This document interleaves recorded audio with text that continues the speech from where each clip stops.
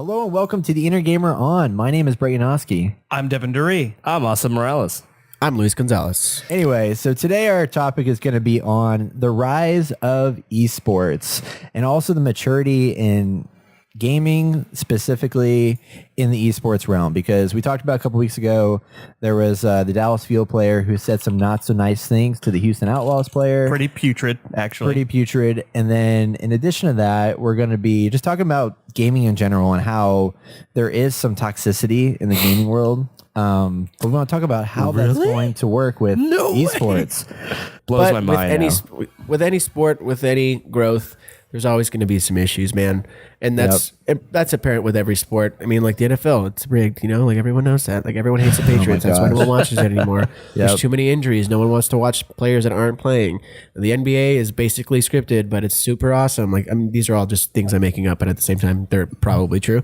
Yeah. But every sport or every new thing is going to have some issues, and esports is no exception. I mean, esports, there's definitely an age group that you have to work with. Think about like the NFL and basketball. Back in the day, you'd imagine that there was only a certain amount of people who would watch it, and then as they grew up, they would say, "Hey, now you're going to watch it. Now you're going to watch it." There's this feedback loop of saying, "All right, we're Packers fans. You're going to be Packers fans when you grow up." I mean, that kind of lineage, that kind of stretching of the age group hasn't happened with esports yet. So you're looking at a demographic of 18 to 34s who are mostly gamers and mostly males. So that's currently a big issue. So how do you bridge that gap? I mean, females in gaming has always been an issue. And even though, in video games themselves, they're becoming more and more powerful with people like Nadine and of course, Hellblade, Senua's Sacrifice, like all these different elements of the games themselves. I mean, it's tough to actually bridge that into esports, like a competitive sport where there really is no women's league and male league. It's a hybrid league. I think currently there are maybe a handful of Overwatch pros who are women. There's one team, Splice, I think, for Rocket League that has a women pro. And those are just a couple of things. And they're trying to bridge that gap with bringing in female commentators. Like one of the most famous commentators for Overwatch is a female. I don't remember her name off the top of my head, but people really, really like her, and she's extremely knowledgeable in everything. And, that's awesome. And those are steps that are being taken towards it, but it's not something that happens overnight. Right. And that's not only that. You have to, how do you reach people who don't know the game or who don't play games? Like sports, you shouldn't have to play them to want to watch them. Like I've never played. I mean, I've played soccer in my life, but like I watch soccer, but I don't consider myself someone who plays it. Yeah. Just like with hockey or something like that. Like I don't play football. I mean, I did at one point, but it's just, that's the kind of thing that needs to be understood with esports. And once they figure that out, I feel like it'll become a little bit easier to, approach to people and say, hey, this is something you should watch. In fact, it's pretty awesome here. That boilerplate stuff hasn't really happened yet. And I mean, just like in any other sport, NFL, the average lifespan of a running back is like 6 seasons or 7 seasons or something. In esports, if you're not like 16 to 21 or something, there's someone who's already way faster than you. It's the weirdest thing. And you don't really think about it that way. But I mean, at some point, you kind of lose your edge when you're playing games. Like being as quick as someone, being as, as dexterous. Like that actually happens. Like there's a reason. Don't got those balls to keep up with everyone else. Run out juice. It's kind of crazy. I wonder if we'll see that age gap widen as time goes on, because I mean we're in the early infancy of esports now, and I'm sure that we're gonna get to the point where the viewing ages is going to get wider. Like if you look at back in the olden days of baseball, which is one of the oldest sports in America, it is the oldest sport in America. That one was they used to play it in empty fields. That was how they did it. Now we have stadiums everywhere. So that got to the point where it was a small selection of people that would watch these sports, and now everybody watches. It's the one of the biggest things around, and I could see that happening as our generation, the millennials, and even the younger generation gets older. That's going to carry through with them because that's what they find so interesting. Like, I don't know as many people. I mean, I know there's a lot of people that are watching sports and stuff like that, like just traditional sports, but I feel like this gamer generation is just going to get bigger and bigger as time goes on, because games are getting bigger and bigger. So it'll be curious to see how that they for like the age situation, you could almost divide it into divisions, kind of like you do with wrestling and stuff like that. You have different age groups, so you have the 19 to whatever. You have this to this. You could break that up to where you have competition. I ain't playing with no 16-year-old. Yeah, seriously. But the nice thing about it is there's no actual. I mean, technically there kind of is slightly.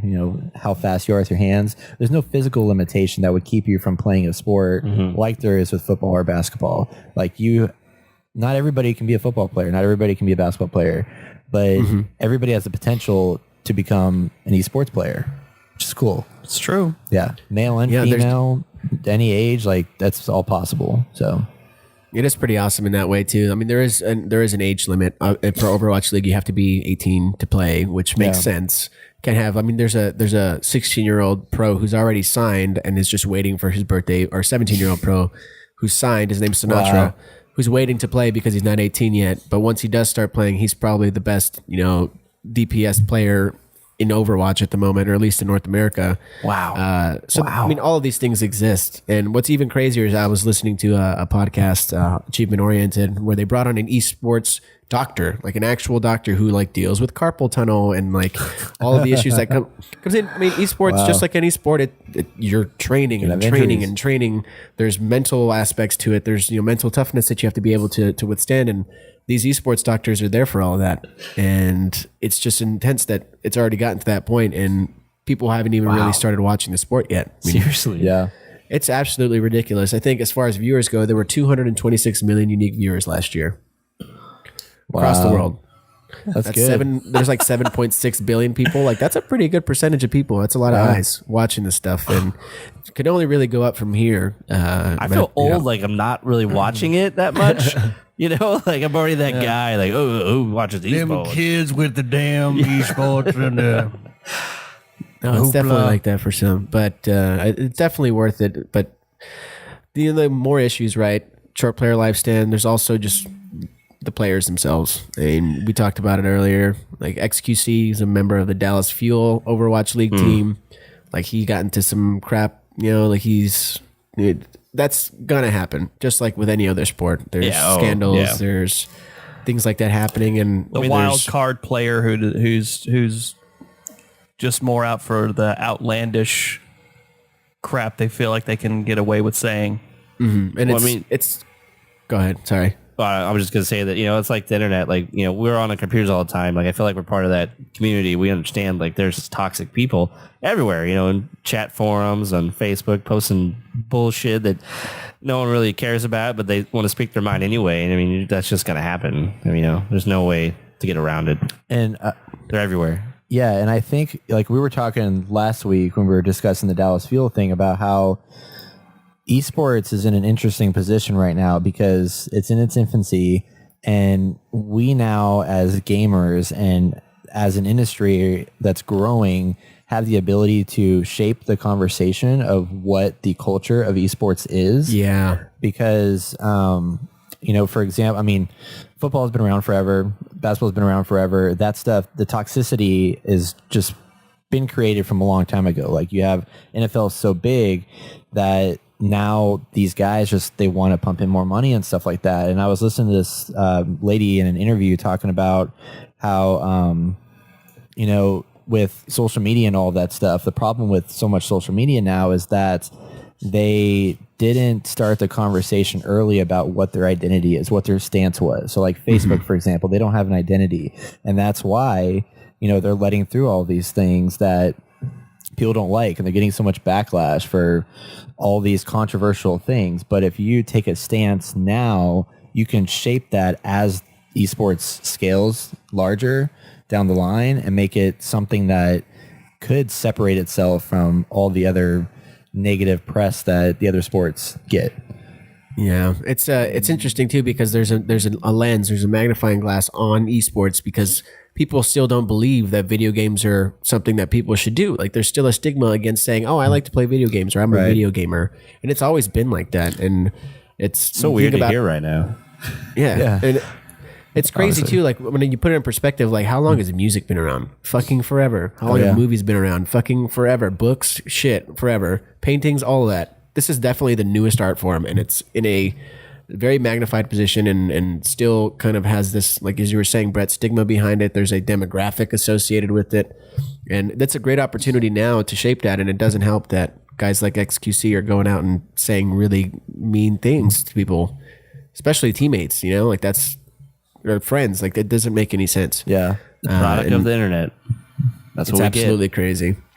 Yeah. But it's still, it's nice though, right? The fact that the internet is willing to backlash against it because it means they're paying attention, right? And I think people need to Absolutely. pay attention to esports if the future of esports is going to succeed. I mean, it's not something that just grows overnight. You need people to watch. You need people to contribute. Word of mouth. And I think we're also looking at, as you mentioned earlier, the willingness to provide that backlash against people. XQC fairly new to the scene, but I mean, even going a little bit further back than that, and looking at someone like PewDiePie, and him facing major backlash for his comments, and I think that that's the thing that we can show that these titans in the industry, these people who are so still, what does he have, like 1 billion followers? And we can still look at someone like, what you said was not okay, and hold repercussions for what they're doing. I mean, that's definitely monumental. Yes, that's huge. That's huge for us to be able to shape this and show that we are a serious art form, and we can provide an amazing service to the world through holding each other accountable.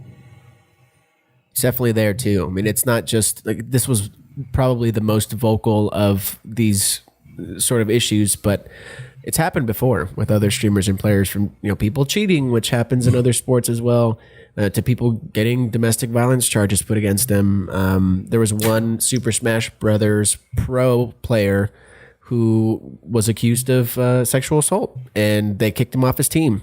There was another Overwatch pro who said some really mean things on stream, and he got kicked off his team in Toronto. So people are definitely keeping an eye out for all of that, and I'm hoping that it doesn't deter the future of esports, because there is a lot of potential. And I mean, the fact that we're even talking about it now, I mean, I think I've been in your guys' ear about it forever. Like, watch esports, please. I need someone to talk about it with. And now Let's you're go almost through our forced Slack to. channel and look to see how many times this is mentioned. Control F, look up esports or Rocket League. One of those. Right, yeah. Which, by the way, Rocket League is a fantastic esport. For those of you who don't know what sport to watch as far as an esports game, Rocket League, it's super easy to follow. Seriously. Yeah. The ball No, it's goes in the amazing. hole, and that's it. I Like, you mentioned, just wanna I be mentioned like, it "That's so earlier. cool." It's one of the most exciting ones to watch. There's always a good match of Rocket League being played. The ones where it's down to the buzzer, the ones that you're watching these incredible comebacks. Like it's you can watch a game of Rocket League and just be like, damn, I am exhausted. Well, and other than like FIFA, which is literally a sport, it's the most closely associated to an actual sport in a game form that you can get, because it's basically soccer with cars. So people already understand that whole concept of how it works and everything, and I think that's why Overwatch is such a difficult thing, because other than the fact that you do have a score, I mean, that's completely different than anything you've seen. And like, I mean, you have 5v5 or whatever, but all these abilities and things that are added in there, like there's a lot of stuff to pay attention to. Whereas Rocket League, it's just, going side to side from one goal to the other and going back and forth, just like you do in most sports, except for baseball. But yeah. One of the ones I wish would get a little bit more attention, and maybe it will eventually at some point, I don't even know, but there's the arena battles that you can do with Dark Souls 3, and you can have PvP playoffs. I like watching some of my favorite players like Terra Mantis. They have some amazing like 1v1s or 2v2s. They're a lot of fun. That was a thing. I mean, that was Everything's a almost thing. that was almost what For Honor was trying to do. Yeah. Yeah, I was Kinda surprised ruined that it they though, never man. got that. Well, they might. I hear they're doing a lot of updates to For Honor this year to try and bring it back and make it kind of go that direction. In addition, if you're watching, don't forget to head over to theinnergamer.net to catch our full podcast episode for our weekly game impressions, as well as our gaming news. And it's there's hands and stuff around me. It's just distracting. That's okay. If you like this video, please like and subscribe. We're going to have a lot of new great content coming out.